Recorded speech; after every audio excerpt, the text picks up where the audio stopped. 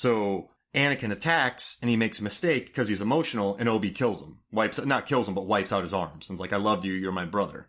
So it's kind of the opposite of what we're being taught today, where like control your emotions or you'll make mistakes. Well, I think that's probably very much a sign of society, though. People used to close and hide their emotions. People didn't share nearly as much. Now people share pretty much everything. Yeah. And feel like they should share everything. So I think that's much more a sign of the writing, don't you think, during the time, maybe? And I guess Jedis, they're super chill. Like, they're supposed to be, we control. Even like, remember Samurai? Like, it's just trained into you, 10,000 hours. Like, you're just supposed to be steely. You're supposed to fight smart, not stupid. So I guess that's kind of what they were using. And two more things. You know what those guys were called? They're called Mustafarians. The guys, so when Anakin walks in to Mustafar to kill the Separatists, there's those guards. They're Mustafarians. Oh. Okay. And then on the lava platform, when those guys go past him, those are Mustafarians getting the heck out of there. Because they're like, I'm out of here. Well, fair enough, right? But, I mean, this fight, I guess it kind of, what I like about it is, and I think Scott Mendelson of Forbes talked about his love for Revenge of the Sith. I think George Lucas was finally able to attain the CGI, like ILM, Industrial Light and Magic, Skywalker Ranch, the sound mixing. They were finally able to attain what Lucas wanted. And even though this fight takes place over lava and it's super bombastic and sweaty and all that, but you can tell it's George Lucas. So I like it. I don't know. What do you think about this fight? There's so many things to break down here. So a few of the notes that I have, I saw an interesting argument for, is this the perfect lightsaber fight? There's a lot of debate. There's a lot of people who straight up hate it, but something that almost everyone agreed on, this is a side note, is that they love John Williams' score, and that really took them through the scene, the emotional highs, lows, all that great stuff. So no matter if people loved or hated the scene and the fight, they loved the score. Thought that was a very interesting note. Back on this being the perfect lightsaber fight. So a lot of people think that George Lucas worked for a long time to get to this point, and that Obi-Wan really displays how he's the true Jedi here, because he never attacks during the fight. He's on the defensive the entire time. Being a true Jedi, well, and this is also his friend and someone he deeply cares about, doesn't really want to kill. Thoughts? You know what Nick Gillard said about this? I don't know if you like it, but he kind of compared it to Obi, like, fighting his girlfriend, where he doesn't want to hit her, but he's just letting her strike at him, and he's kind of taking it. That's what they said they wanted the fight to be like. Jeez Louise. Yeah, and I was like, ooh, I don't know if I like that. But they're saying that during this fight that Obi, basically what he should have said more intelligently was that Obi doesn't want to kill him, and so he's just on the defensive. He's just parrying every strike because he knows he can. Like, he's the one that kicks and runs away. He's the one who jumps on the pipes to maybe escape. Does that make sense? He's the one always trying to get away from the fight. Remember when he runs up on the thing that falls? He's the one that jumps on the bank first. Yeah. Like,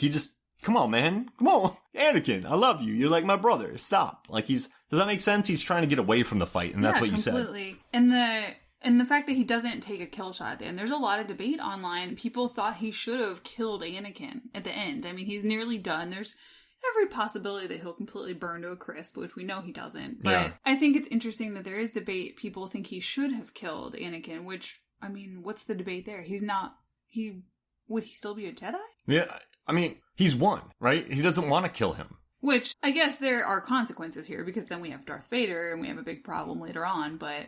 Yeah, I just don't think it's in Obi-Wan. No, the moral quandary in the moment is not to kill him. I mean, he's a good guy.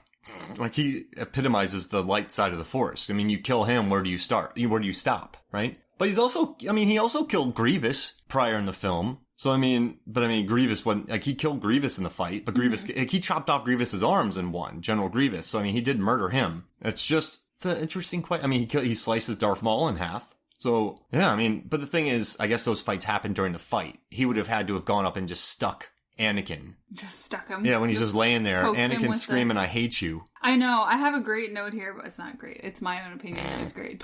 But I wrote that Anakin is spitting mad when he screams, I hate you, because he's literally spitting. Yeah. There's spittle flying. And the fact that Anakin is just very sweaty this whole time. He looks kind of sickly. He's gaunt. He's not looking well during the fight. You can tell that this is all taking a toll on him. And Obi-Wan doesn't look as sweaty or as gaunt. He looks healthy and robust as he's fighting. It's just very interesting little details like that I sort of notated here. I kind of like later on in the fight when they're both kind of breathing heavy. Like, this is tiring for Jedis. I mean, they travel, so the stunt coordinator said they traveled over a kilometer in this fight. Oof. So, I mean, they covered a lot of ground battling. I like when they fall off the tower and they're on the little piece of debris in the lava river. And I wrote lava river stare down, but I think that speaks to what you were saying. They're breathing heavy. They're sort of just staring at each other for a while as they catch their breath before they start fighting again. And then Anakin does this fancy flip jump,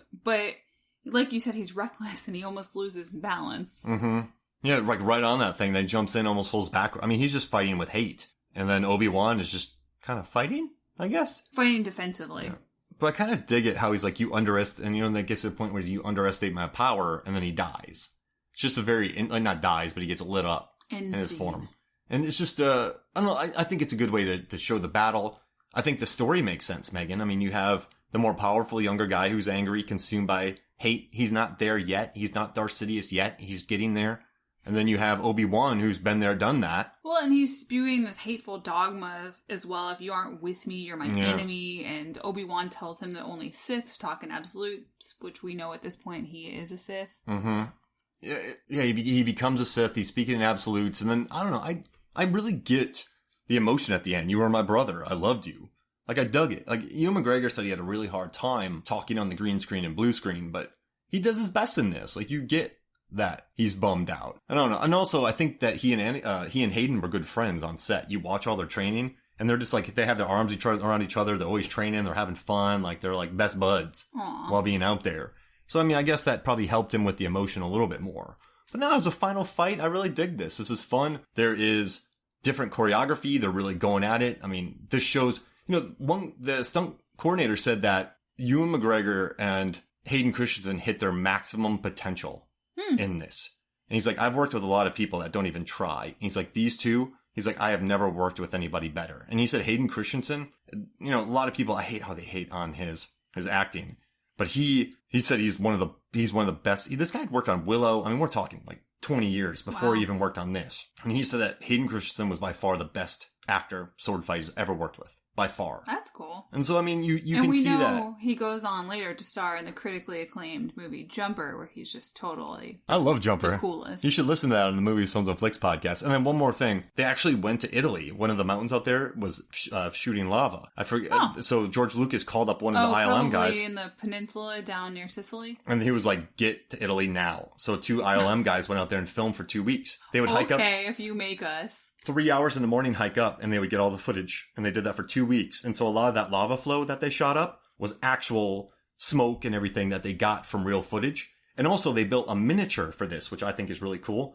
That was 50 feet by 20 feet. A miniature. Wow. And they had actual like lava caramel type stuff flowing. And they had cameras like cranes shooting everything. So, I mean, pretty badass. No wonder they were hot and sweaty. Yeah. I mean, they had to shrink Hayden Christensen and Ewan to fight in that. Yeah. But George Lucas has that technology, so it's fine. All right, so final thoughts about this fight before we get out of here? I think it speaks to something about this battle, its epic nature, that there's both a Lego set and a Funko set of this. And when you Google the name of the battle, that is the majority of what comes up. I had to dig a lot deeper to find actual information or even discussion because there are so many links to the Legos and the Funkos for this battle. I need them all. Christmas. Oh, they're here. They're just downstairs waiting for you to put together. All right, so this was fun. Thank you for joining me. Anytime. All right, so for me, Mark Hoffmeyer, for Megan Hoffmeyer, this is Final Fights. We'll see you next week.